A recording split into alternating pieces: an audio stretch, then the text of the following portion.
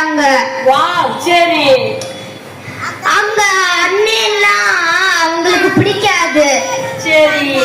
பிடிக்காதனால அவங்க அண்ணே அவன் யோசப்ப ஒதுக்கி வச்சுட்டாங்க. எல்லா புது ட்ரெஸ்ஸும் வாங்கி தந்தாங்க.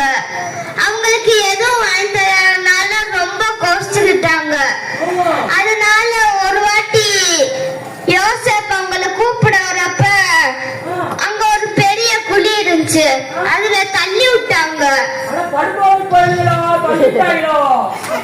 தள்ளி விட்டனால ஒருத்தவங்க கிட்ட விக்கெட்டு பிளான் பண்ணாங்க.